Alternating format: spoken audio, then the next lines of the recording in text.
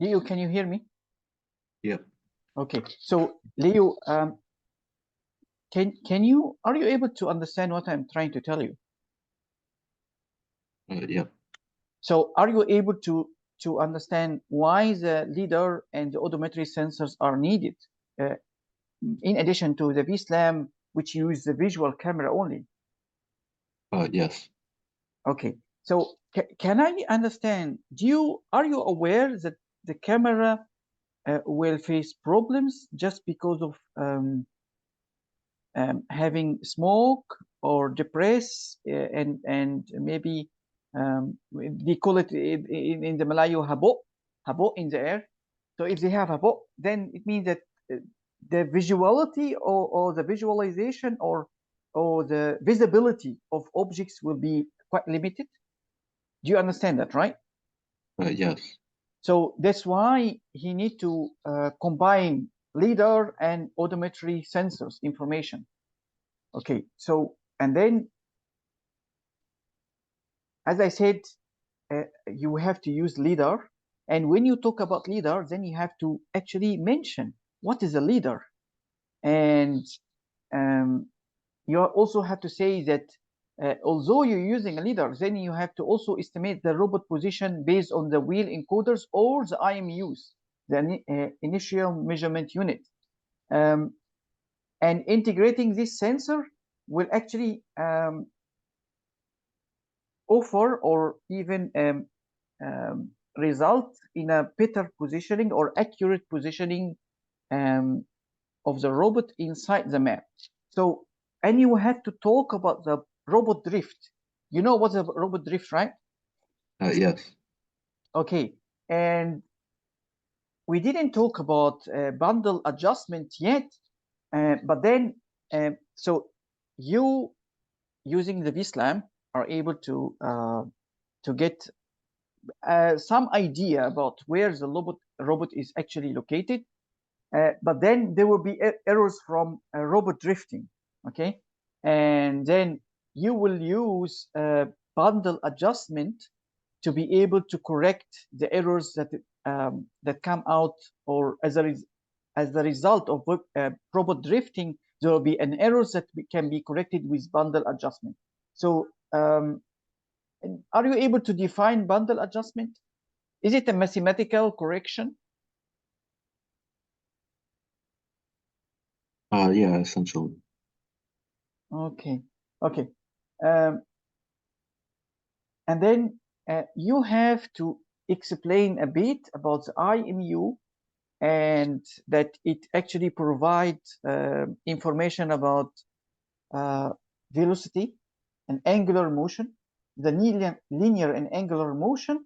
And then by fusing IMU and visual information and even the odometry sensors, you're able to estimate the robot position correctly. So, okay, that is what we said. Now, let us talk about human pose estimation. So now we already talked about VSLAM and integration of LiDAR and odometry sensors, and what is the purpose of using each of them. We talked about the IMU and the fusion. We have to use fusion, and we have to use also bundle adjustment to be able to overcome the robot drift.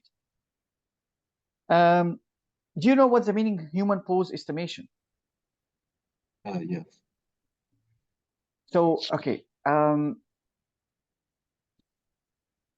we are able to draw points on a human body and try to actually recognize humans if they are in a critical situation.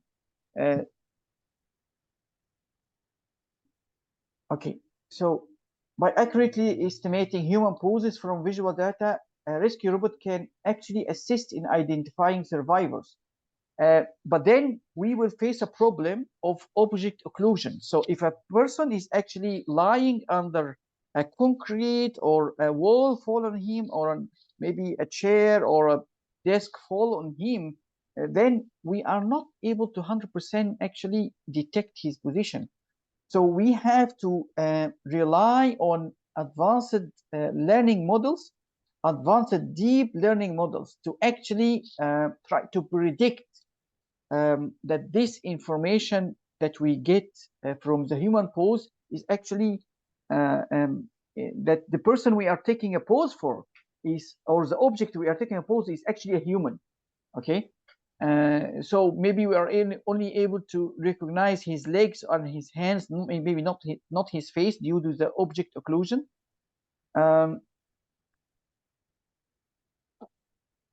And by overcoming object occlusion, so we are able to actually rescue or take an action to rescue the survivor. The thing here is that if you use edge computing, I think you already mentioned it before, then you're able to do a real-time analysis on the using the hardware that you have on top of the robot. And because you also have to understand that if you use deep learning models, which is a kind of AI technologies, that will actually need a good amount of processing power. Okay, so edge computing is actually not an option here; it's a must. So that is kind of an essay that you should write to be able to answer that kind of question. Does it make sense? Do you understand?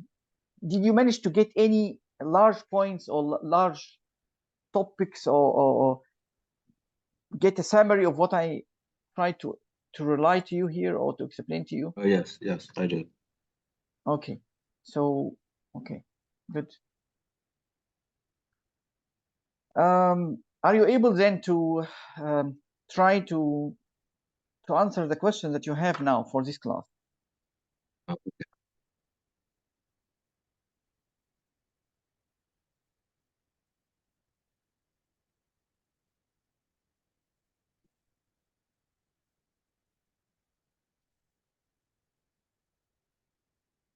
Liu, can you share your screen? Yep.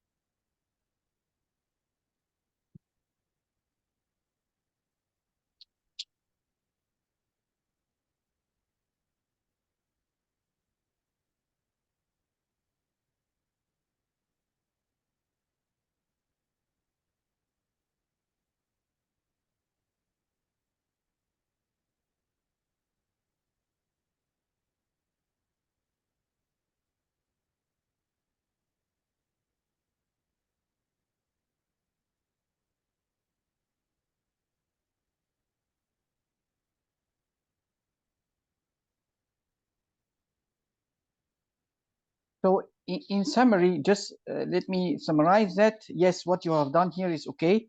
In short, the 2D will not be able to take into account the distance between the camera and the person that they are trying to get the HPE pose estimation for it. And then most probably not be able to actually also know the person size and even the where is his injuries and so on. So that is in summary.